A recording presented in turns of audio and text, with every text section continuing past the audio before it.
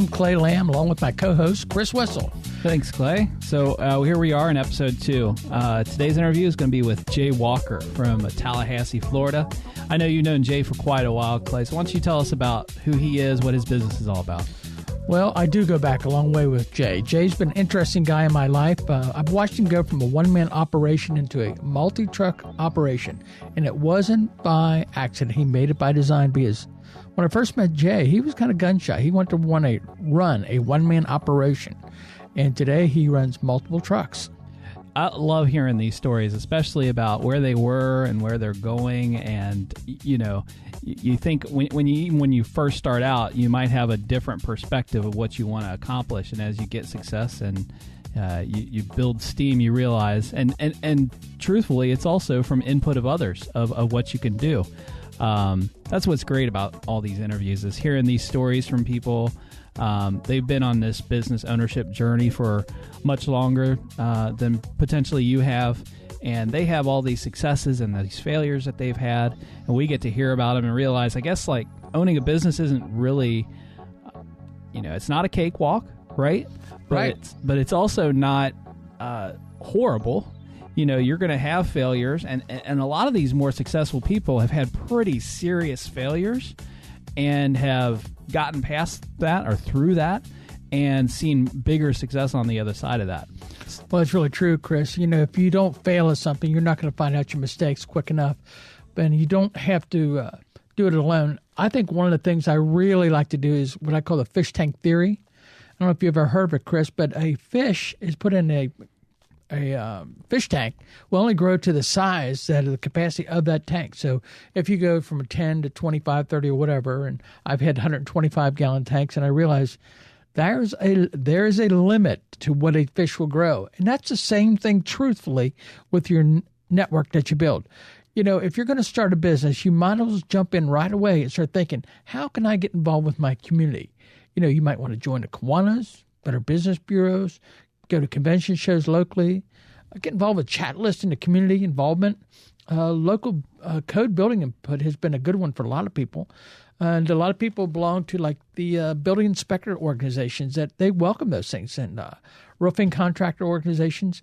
And they're always looking for help, how to grow their organizations. And I found from another friend of mine, he told me that he joins groups and he ends up first off meeting people as a greeter, or he might just go in to help set up chairs and set up the room for an organization. And then he starts to shake hands and move with the movers and shakers in those areas. It's funny how we have this sort of tendency, I think, just in my limited perspective, there's a tendency to want to hoard all our resources, to want to be able just to put our arms around the way we do business, the success we've had, and not share it with anybody. But what I found, and just listening to people that that you've introduced me to, or listening to other entrepreneurs, quite the opposite is the mode of operation for a lot of entrepreneurs. Is that these people who are more successful have no problem sharing resources, have no problem sharing stories and information, and helping other people get exactly where they are. Well, another thing is, I've heard the statement, it's not my statement, it's a local organization, I'm trying to think who it is, it'll come to me, but givers get. In other words, the more you give to help somebody in their organization, a lot of times it's a referral, you end up getting referrals from those people. So it's a good idea. I know myself, we are primarily a chimney contractor here in Cincinnati, and we work really close with a lot of roofing companies that don't do chimney repair. And by helping them out, even if it's a question or maybe a minimal job, maybe how to waterproof something or fix a draft issue, we'll give that information to them freely. And all of a sudden, you start getting a relationship with somebody. And that needs to be nurtured with thank you notes and just, something at Christmas maybe, or just a thoughtful lunch. How about that? Let's grab a lunch together. Yeah, it's amazing how big that relationship is, how much bigger that relationship is than the sale or the initial get or what you save from hoarding that kind of business to yourself. So yeah, we're looking forward to sharing this interview with you here today. And I'm thinking that you guys are going to take something away that you didn't have before. Well, if you have ears and you want to listen to how to grow your business, I think Jay has some great input. He's very open and honest about his feelings and what he wants to do with his business, how he did it. He'll talk about the highs and lows that we all pass through them. So let's take a moment here. Without further ado, here is Jay and Clay. I'm speaking with Jay Walker in Tallahassee, Florida, with Jay Walker Enterprises. And Jay, let me ask you a question here. Yes, sir. Living in Tallahassee, what would be your favorite team that you follow? FSU Seminoles. I would have to think. Well, they took a championship in 2013, didn't they? They did. 2003 also. Charlie Ward. As a child, what was your first entrepreneurial experience? I remember my dad teaching me stuff like that, and he had me mow the lawn of a neighbor of his office building.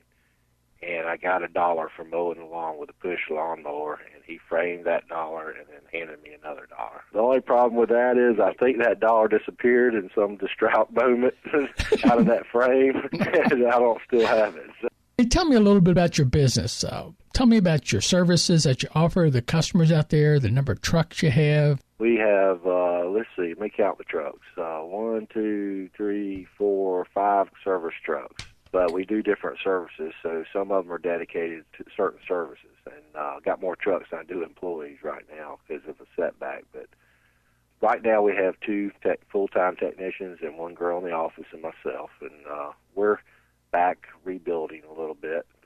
Started the business back in the early 90s, about 91, 90.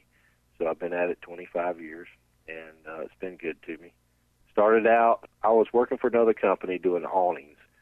I had swept some chimneys prior to that, and I thought that would be a good business. And I also knew how to pressure wash houses. There was a lot of humidity down here in Florida, and a lot of mildew and stuff on houses. So I bought a pressure washer, bought chimney equipment, and had a Toyota pickup, and loaded it up, and started my advertising, and one day at a time. When I wasn't busy, I was lucky to have my brother working in the vinyl siding business to go to work for him, an hourly fee, and when I could, and just started that way.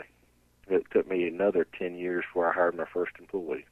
So you're saying from 2000, you didn't get your first employee, you did it all yourself? That's right. Wow. 10 years by myself, yep. All right, I'm going to have to ask a loaded question. What took you so long? I guess the fear of having an employee, not having any business sense. I tell you, if I had one, and this is going to come up probably later when you ask me some other questions, but if there was anything to do, would be have an employee answer your phone is the number one item that anybody in the home service business needs to have. You don't want to be out there all day working hard, blue-collar worker, doing everything you can, returning calls, and have to come back to an office area and have to return calls. You don't have a life. So did you offer the opportunity for an employee, or did you offer it as a office person? Well, my first employee was actually someone that helped me every now and then doing wood stove installs, and he asked me, he says, I need a job. I said, all right, we'll start you out and see how it goes, and that blossomed and worked out, and then that's when I hired another technician, and they got them both certified and trained, and that's when another truck came on. Then I went to the person in the office, and it was just like a no-brainer then when that hit me. I was just like, oh, my God, it just took a load off of me. For me, and my niche here is, 2 to 3 technicians and a girl in the office is a good fit. Now, you also do a lot of dryer vent repair and cleaning, don't you? We do. It's a small percentage of what we do. We still do a lot of chimney work, but it is a percentage of our business, and it's easy work. And you've already got a customer that you're done your due diligence and doing good work for them, so they see that. They know you do dryer vents after you do their chimney, and they know they have a house that's got mildew, and so do all 3 services at the house. Would you take a moment and kind of share one of your biggest heartbreaks or failures and setback? Just share with the home contractors community some of the things you experienced in that heartbreak.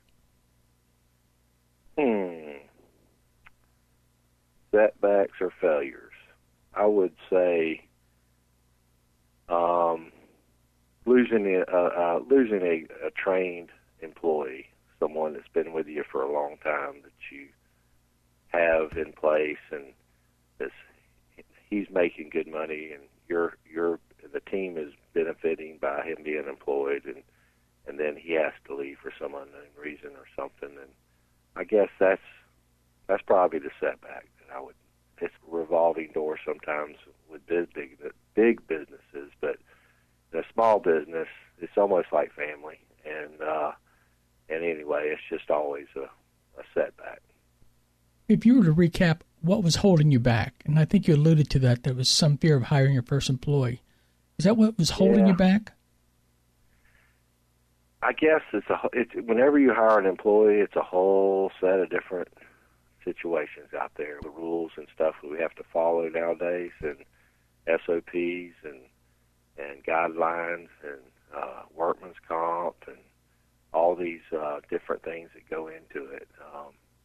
So making that jump with an employee and doing it the right way, it does cost you to do it. So it has to be beneficial. So I guess just the fear of failure, sometimes that gets in the way with you, between what's in between your two ears.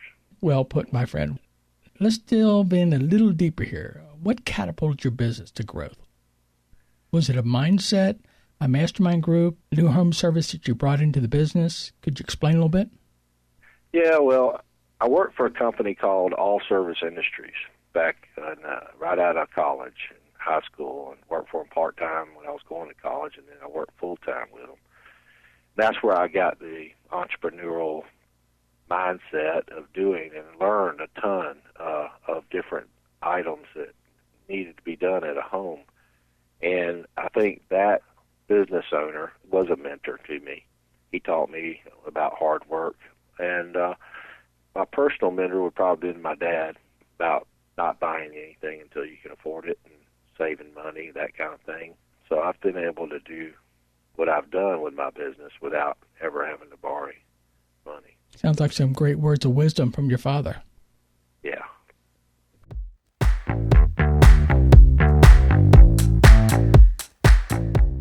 Well, I want to just take a minute here and acknowledge our sponsors here, Mixed Groups, which stands for Mastermind Information Exchange. It's an online program that works with contractors from all over the country. It's basically, it gets lonely at the top, and masterminds kind of talk to each other in a small group of 8 or 9 people. And we just hash out things and pull things together, solving people's problems in business one by one. Again, Mixed Groups stands for Masterminds Information Exchange. My name's Clay Lamb. And if you want to go online at www.mixedgroupsonline.com. Thank you.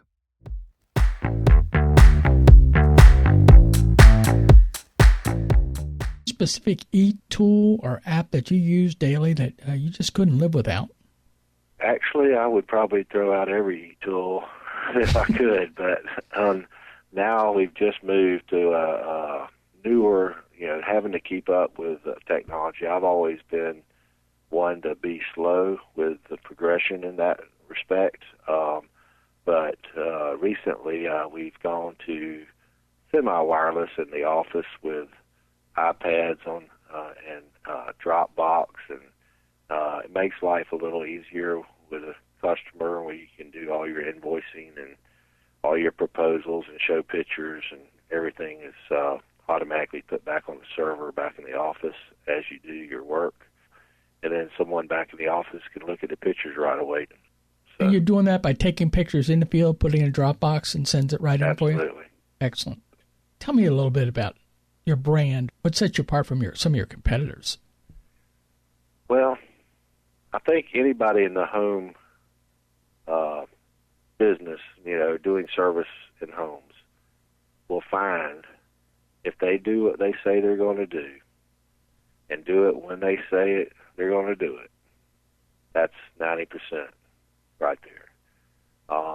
People are so surprised when we show up, when we say we're going to show up. They're so surprised. They get a phone call the day before to remind them that we're coming. They're so surprised when, after 3 or 4 days later or a week later, they get a thank you card in the mail, and then they're so surprised a year later when they get a reminder card and a phone call to help remind them, just like a dentist office. I think that is the brand that sets us apart from others. Sounds like you've got a lot of great touches to that customer. Yeah. How important do you think your website is in your business, and do you have any plans of changing it in any way? Well, I made changes about a year or two ago. I think changing to a website is a cost, even though I'm not guilty of not doing that, and I need to do it now. But either hire somebody or do it yourself to have something changed in there with blogs and different items and specials, and definitely having something where people can request service from you off the website is very advantageous. Growing type of marketing, that cutting back on other marketing and putting more money towards it. I think that's where the trend is going for sure. So you feel a lot of your customers contact you first by the website? I don't know what percentage. I couldn't give you that, but yes, it's growing very rapidly. How sophisticated do you think your service trucks will be in the next 3 years?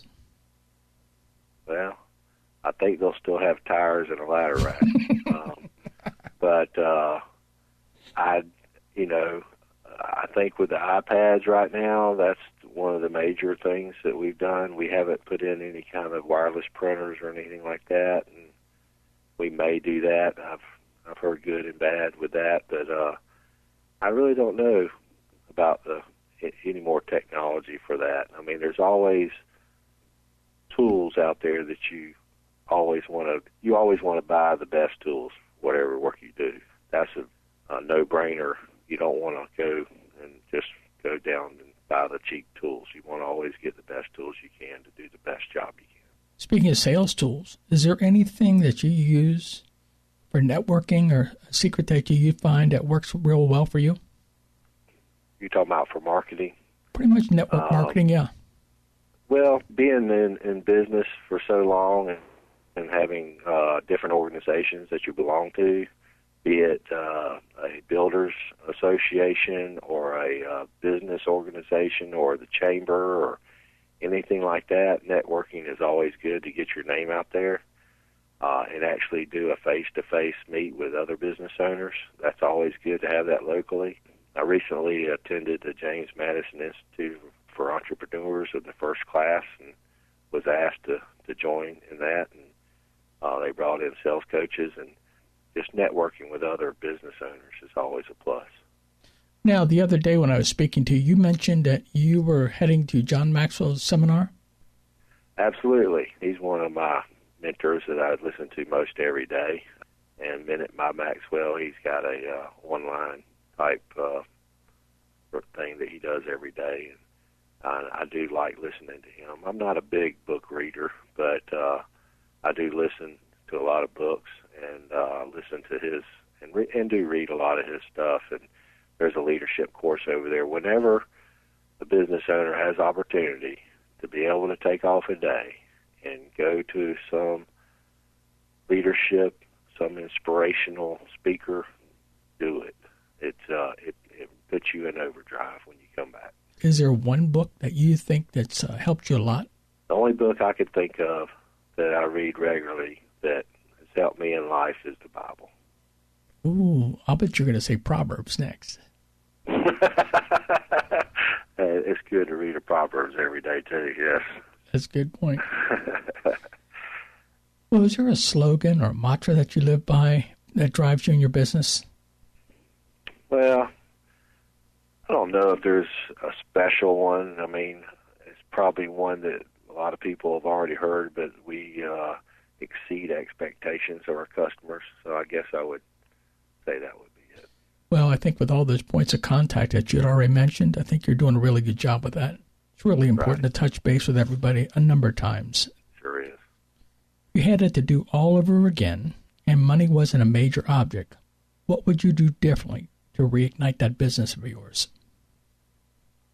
Definitely would have taken some business courses, having not ever worked in an office, any kind of accounting background or any kind of customer service background, taking business courses and hiring someone to assist you in the office would be within the first year would probably what I would do if I had to do it over again.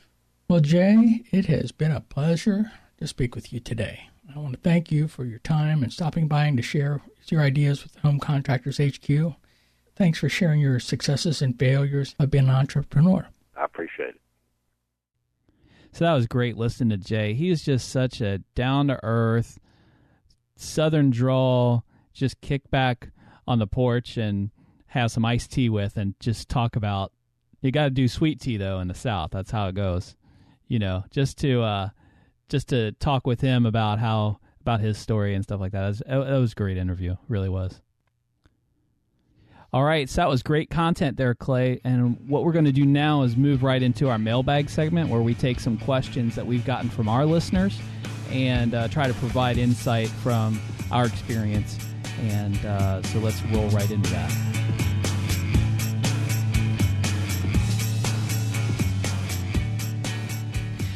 So, Clay, it's that time again to throw you some questions and get some of those ideas that you have in your head out to the masses. So I'm going to ask you real quick about one of the most important marketing tools you can have starting out your business or even growing your business. Well, hands down, to me, it's a business card. If you don't have a business card, I really don't think you're in business. And when I say having a business card, I mean you have to have it in your wallet, on your person, not out in your truck, or I'll send it to you. It's you have a business card to handle it to them. A couple of things that are really important on business cards to me is the size of the phone number. You know, for the life of me, I can't figure out why some people in the business card world try to make the font so small that you need a magnifying glass to see it. It makes no sense.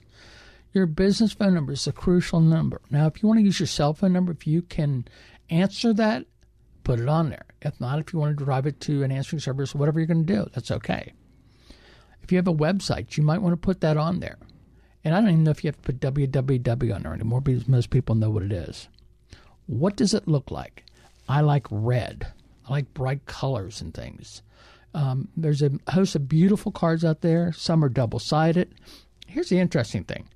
Let's say you buy a box of cards. You can always change that in 3 months anyway. Throw 200 of them away. What are we talking about, $25? It could bring you a $2,000 job. It's worth it. But always have a business card. Yeah, it seems to be just a rather cheap tool to have and easy to access, and it's something that everybody understands that you have. Now you told me this story once about... I know what you're going to ask me. About handing somebody $1 instead of a business card. Tell me a little more about that. Well, first off, I've been in business for a long time, okay? So let's say over those years, there's been 30 times that somebody caught me and I didn't have a business card on me. I go out of my way to give them $1. Now, you cannot believe, Chris, how many of them don't want to take that $1. And they say, why? I said, it reminds me that I'm in business and having business cards are important. And you'd be amazed. I've had more than one person come up and remember me because I gave them $1. A stinking $1. But you know what? I made it hard for them to forget me and easy to remember me because I gave them $1. That's hilarious. So I'm hearing loud and clear that we need to work on getting our business cards. So if you guys have any other questions or insights or anything for the show, feel free to give us a call. 1-888-339-9898 is our toll-free number, and you can leave any kind of questions, comments, concerns, complaints that you would like to share with us. We might even use a question that you have on a future edition of the podcast. You can also get a hold of us by emailing us at mailbag@homecontractorshq.com or find us on Facebook. And there's many points of contact for us. We'd love to hear from you.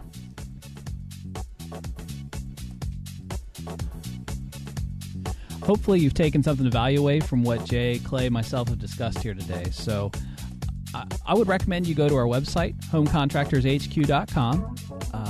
Feel free to look at our show notes for today's show if you want any further information about anything we discussed. things about Jay, things about questions that we discussed in the mailbag. Also, you can feel free to find us on Facebook and stay connected with our show by liking that page, and you'll get updates whenever we post them. If you have a question you would like our insight on, specifically for that mailbag segment, feel free to email us, mailbag@homecontractorshq.com, or you can give us a call at our toll-free number. That's 888-339-9898. Leave us a message. We'll be happy to answer those questions in a future podcast. If you're out and about today and you're just listening in your truck, then that email address and that phone number is going to be in those show notes I mentioned. And while you're at it, once you get home, once you've got your feet kicked up and a cold one in your hand, why don't you go ahead and go over to iTunes and subscribe to us if you haven't already, and maybe download some of the previous episodes we have. So that's all we have for the show today. It was a pleasure having you along with us for the ride, and I'm Chris Wetzel. And I'm Clay Lamb. And my sign-off words are always going to be the same. Be civil with all mankind. Love and protect your family, and honor and serve your God. This is Clay Lamb signing off. 73s to all. Goodbye.